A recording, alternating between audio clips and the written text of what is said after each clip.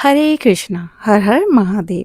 आज आप सभी श्रवण कर रहे हैं भाद्र मास के 9वें अध्याय का। आइए श्रवण करते हैं। कृपया मेरे साथ अंत तक बने रहें। राजा शतानिक विनम्रता से पूछते हैं, हे देवऋषि नारद, आपने मुझे भक्ति का महत्व बताया, परंतु यह भी बताइए सच्ची भक्ति कैसे की जाए और भक्ति में कौन सी बाधाएं आती है। नारद मुनि मंद मुस्कान से कहते हैं, राजन, सच्ची भक्ति केवल हृदय की शुद्धि से प्रकट होती है। यह भारी आडंबर से नहीं आती। भक्ति के मुख्य रूप हैं, पहला श्रवण, भगवान की कथाएं सुनना। दूसरा कीर्तन, उनके नाम और गुणों का गान करना। तीसरा स्मरण, हर क्षण उनका स्मरण करना। चौथा पाद सेवन, भगवान की सेवा करना।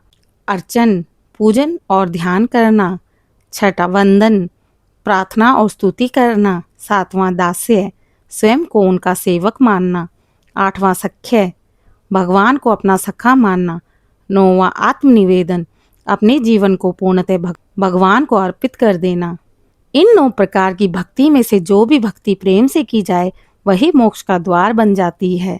राजा शतानिक गंभीर स्वर में कहते हैं, हे मुनिवर, परंतु मनुष्य के जीवन में लोभ, क्रोध, मोह और अहंकार जैसी बाधाएं भी तो आती है। तब भक्ति का मार्ग कठिन हो जाता है। उसका कोई उपाय बताएं। नारद मुनि करुणामय स्वर में कहते हैं, राजन, भक्ति की सबसे बड़ी शत्रु है अहंकार। जहाँ मैं और मेरा का भाव है वहाँ भगवान नहीं ठहरते। इसलिए लोभ को दान से जीतो, क्रोध को क्षमा से, मोह को ज्ञान से और अहंकार को भक्ति से नष्ट कर दो।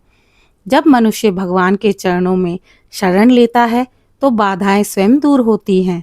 भक्ति नदी की तरह है, धीरे धीरे बहकर सागर में मिल जाती है। उसी प्रकार भक्त अंततः भगवान में लीन हो जाता है। राजा शतानिक आनंदित स्वर में कहते हैं, हे ऋषिवर, आज आपने मुझे जीवन की सबसे गहन शिक्षा दी है। हे देव ऋषि नारद, आपने भक्ति की महिमा समझाई। मेरी जिज्ञासा यह है, धर्म, अर्थ, काम और मोक्ष में सबसे श्रेष्ठ क्या है और इन चारों पुरुषार्थों में मनुष्य को किस मार्ग पर चलना चाहिए।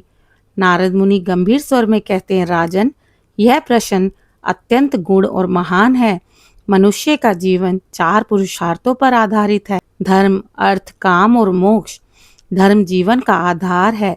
यह सत्य, अहिंसा, दया, सेवा और कर्तव्य पालन से पुष्ट होता है।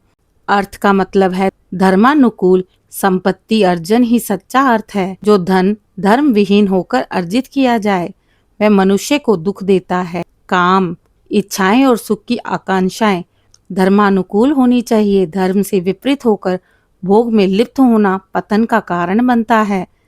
अंत में मोक्ष जीवन का परम लक्ष्य, जो केवल भक्ति और आत्मज्ञान से ही प्राप्त होता है। राजा शतानिक आश्चर्यचकित होकर पूछते हैं, हे ऋषिवर, तो क्या मोक्ष ही जीवन का परम पुरुषार्थ है। नारद मुनि मधुर मुस्कान में कहते हैं, हाँ राजन, मोक्ष ही सर्वोच्च पुरुषार्थ है। परंतु ध्यान रहे, मोक्ष तभी सार्थक बनेगा जब धर्म, अर्थ और काम संतुलित रूप में निभाए जाएंगे। मनुष्य को परमात्मा की शरण लेनी चाहिए। इसका एक उदाहरण सुनो। जैसे कोई यात्री लंबा मार्ग तय करता है, रास्ते में उसे भोजन, विश्राम, जल की आवश्यकता पड़ती है, परंतु उसका लक्ष्य तो केवल गंतव्य तक पहुंचना होता है। उसी प्रकार धर्म, अर्थ और काम जीवन की आवश्यकताएं हैं, लेकिन अंतिम लक्ष्य केवल मोक्ष ही है।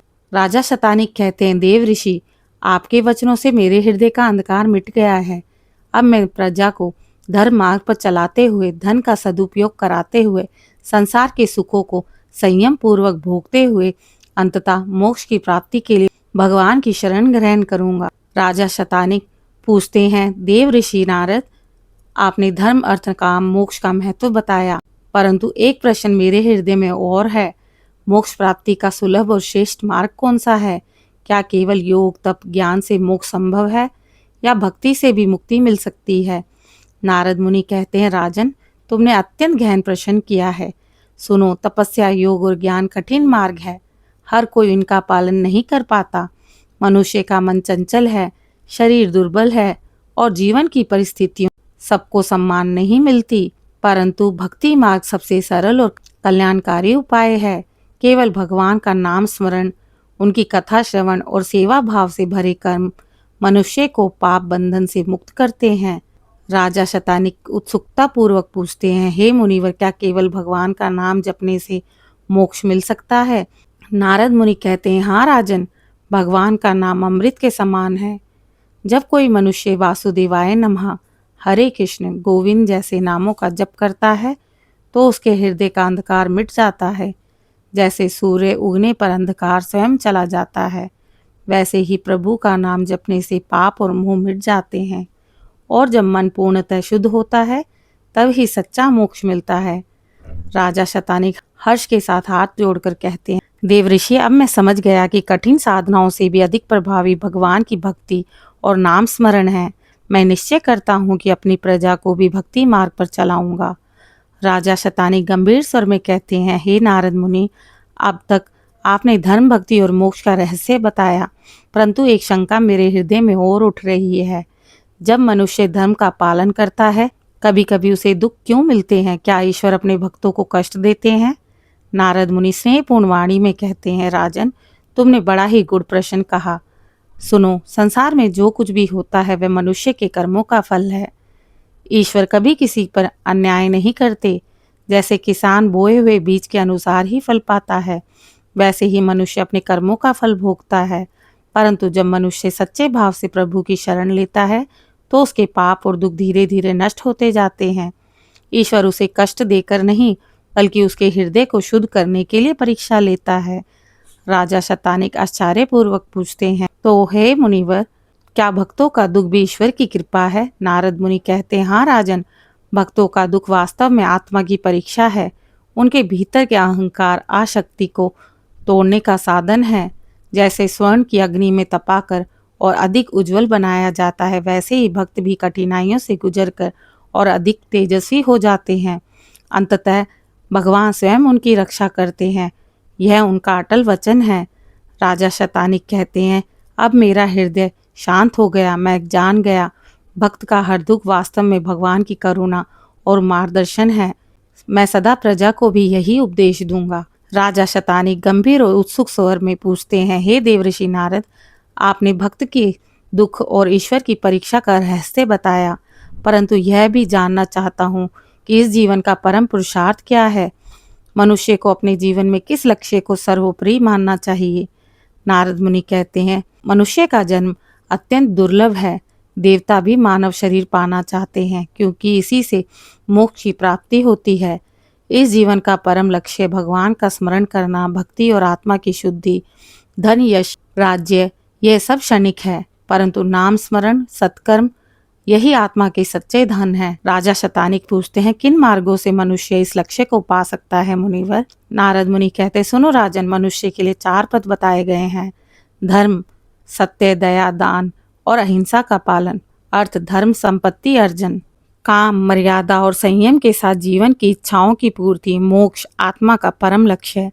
ईश्वर में लय। लेकिन चारों में भी मोक्ष और भक्ति सर्वोच्च है। केवल यही जीवन सफल बनाते हैं, जिसमें भगवान का स्मरण और सत्कर्म का संचित खजाना हो। राजा शतानिक बोलते हैं, हे नारद जी, अब मुझे स्पष्ट हो गया है। राज्य, परिवार, वैभव सब अस्थायी हैं, परंतु प्रभु भक्ति शाश्वत है। राजा शतानिक गंभीर और विनम्र स्वर में पूछते हैं, हे देवर्षि नारद, आपने मुझे जीवन के परम पुरुषार्थ का मार्ग बताया, परंतु अब मेरी जिज्ञासा है, यदि मनुष्य धर्म, भक्ति के मार्ग से हटकर पाप करता है तो उसका भविष्य क्या होता है? क्या उसके लिए कोई उद्धार का उपाय शेष रहता है? नारद मुनि कहते हैं, मनुष्य कर्मों का दास है। पाप करने पर उसे उसका फल भोगना ही पड़ता है, परंतु यदि वह सच्चे हृदय से प्रायश्चित करे तो ईश्वर का नाम स्मरण करे और धर्म के मार्ग पर लौट आए तो उसके पाप भी क्षीण हो जाते हैं। भगवान करुणामय हैं, वे केवल पाप नहीं देखते बल्कि मनुष्य का हृदय देखते हैं। जो पश्चाताप करके भक्ति में लौटता है उसे प्रभु अपने चरणों में स्थान देते हैं। राजा शतानिक कहते हैं, प्रायश्चित के कौन कौन से मार्ग हैं हे मुनिवर? नारद मुनि कहते हैं, राजन, प्रायश्चित के कई मार्ग हैं: सत्य और धर्म का पालन, दान और सेवा, उपवास और व्रत, जप और कीर्तन, सत्संग। इन उपायों से पाप नष्ट होते हैं और आत्मा प्रकाशमान होती है। राजा शतानिक प्रसन्न होकर कहते हैं, हे नारद जी, आपके वचनों से मेरे हृदय का संदेह दूर हो गया। अब मुझे स्पष्ट हुआ पाप कर्म करने पर भी मनुष्य निराश ना हो बल्कि पश्चाताप करके प्रभु की शरण में जाए तो उसका जीवन सफल हो जाएगा। राजा शतानी गंभीर स्वर में कहते हैं, हे देवऋषि नारद, आपने पाप और प्रायश्चित का गूढ़ रहस्य समझाया। अब मेरी जिज्ञासा है कि मनुष्य का सबसे बड़ा धर्म कौन सा है और उसे जीवन में किसे सर्वोपरि मानना चाहिए। नारद मुनि कहते हैं, राजन, संसार में अनेक धर्म हैं, परंतु सबसे महान धर्म परमात्मा की भक्ति है, जो सत्य, दान, तप, यज्ञ, व्रत से तभी फलदायी होंगे जब उसमें भगवत भक्ति का भाव हो। यदि मनुष्य केवल अहंकार के लिए तप करे, दान दे और यज्ञ करे तो उसका फल क्षणिक होता है, परंतु जो मन से, प्राण से, श्रद्धा से गोविंद, माधव, नारायण का स्मरण करे उसका कल्याण इस जन्म और परलोक दोनों में होता है। हे मुनिवर, तो क्या केवल भक्ति से ही मोक्ष संभव है? क्या कर्म और ज्ञान का कोई महत्व नहीं? नारद मुनि कहते, राजन, कर्म और ज्ञान दोनों आवश्यक है। कर्म जीवन को शुद्ध और अनुशासित करता है, ज्ञान अज्ञान के अंधकार को मिटाता है। जैसे दीपक हो पर तेल ना हो तो वह जल नहीं सकता, वैसे ही कर्म और ज्ञान यदि भक्ति से रहित हो तो मोक्ष का दीपक नहीं जलता। सच्चा मार्ग कर्म में भक्ति, ज्ञान में भक्ति और जीवन में भक्ति होना है। राजा शतानी नारद मुनि जी की बातें सुनकर अत्यंत भावुक हो गए और उन्होंने कहा, देव ऋषि, अब मुझे समझ आ गया कि सबसे बड़ा धर्म प्रभु की भक्ति है। कर्म और ज्ञान भी तभी सफल है जब वे ईश्वर को समर्पित हो। हर हर महादेव। आशा करती हूँ आज की कथा आपको पसंद आई होगी। कल आप सभी से मिलेंगे अगले अध्याय में। इस चैनल को अपनी श्रद्धा प्रकट करने के लिए लाइक, शेयर, सब्सक्राइब जरूर करें। कमेंट में हर हर महादेव लिखें।